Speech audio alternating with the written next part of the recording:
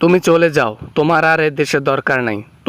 তোমার আর এই দিল্লির মধ্যে থাকার দরকার নাই। থেকে থেকে কি করবা? ক্ষমতা তো কখনো নিতে পারবা না। তুমি এমন করে বলতে পারো না মোদি। আমি তোমার জন্য অনেক কিছু করেছি, কিন্তু তুমি এত তাড়াতাড়ি ভুলে যাবা, এটা কখনো আমি কল্পনা করি নাই। এটা তুমি ঠিক করো না।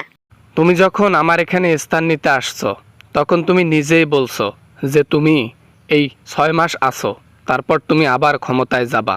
কই নামগন্ধই নাই। ক্ষমতা কি গাছের ফল যে ছিঁড়ে আনলেই ক্ষমতা হয়ে গেল? এটার জন্য সময় লাগবে, এটার জন্য পরিশ্রম লাগবে, অপেক্ষা লাগবে, সবকিছু মিলেই তো আশ্রয় লাগবে। এরকম করে যদি সারা জীবন থাকো, সামনে তো আমারও নির্বাচন।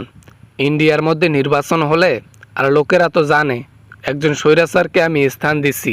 লোকে জানে জানুক, তাতে সমস্যা কোথায়? যে ঋণ করছো আমার কাছ থেকে তুমি, ও ঋণ কখনো তুমি শোধ করতে পারবে না। তাই আশ্রয় দিয়ে শোধ করো।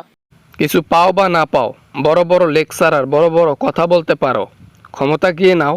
এখানে বসে থেকে কি করো? বাংলাদেশে গিয়ে অন্তত চেষ্টা তো করবা।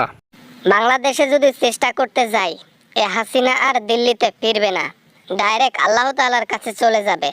জনগণই আমাকে পাঠায় দেবে উপরে। আমার এখানে কিছু করার নাই রে হাসিনা। তুই অনেক দিন থেকে এখানে বসে আছিস, খাচ্ছিস, ঘুমাচ্ছিস। আর কত সহ্য করব? আমার নিজেরই রেপুটেশন খারাপ হচ্ছে। তোমাকে যে কত কি ফ্রিতে দিছি, ওই ঋণ তুমি জিন্দেগিতে শোধ করতে পারবা না। শুধু মাছেরই কথা বলি, হাজার হাজার টন মাছ আপনাকে দিছি। এমন না যে আমি তোমাকে জায়গা দেই নাই, স্থান দেই নাই। আমি তোমাকে থাকতে দিছি, খাইতে দিছি, সব কিছু করতে দিছি। এর বিনিময়ে তুমি এখন চলে যাও প্লিজ। আমার যাওয়ার জায়গা নেই। যাওয়ার জায়গা থাকলে তোমাকে বলা লাগতো না, আমি নিজেই চলে যাইতাম। কোনো দেশের ভিসা যদি আমাকে দিত, সে দেশে গিয়ে সেটেল হইতাম।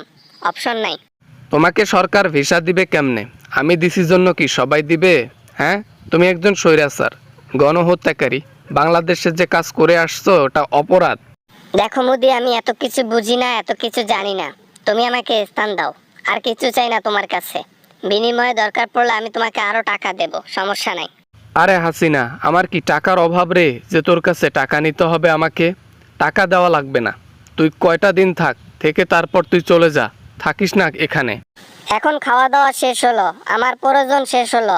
এখন তো আমাকে ছুঁড়ে ফেলবা। কথায় আছে না, সুইং গাম মানুষ খাওয়ার পর গিলে না, ফেলেই দেয়। তুমি যা ইচ্ছা ভাবো, আমি সেখানে কোনো কিছু বলবো না, বাধাও দেব না। জাস্ট তুমি চলে যাও, অন্য কোথাও চলে যাও। আমার সম্মান নষ্ট হচ্ছে তোমার জন্য। যাব না, যাব না। দেখি তুমি কেমনে তাড়াও আমারে। আমি যাব না, কোনোদিনও যাব না। যতদিন আমার কোনো একটা হিল্লা হয় নাই, ততদিন আমি দিল্লিতেই থাকবো।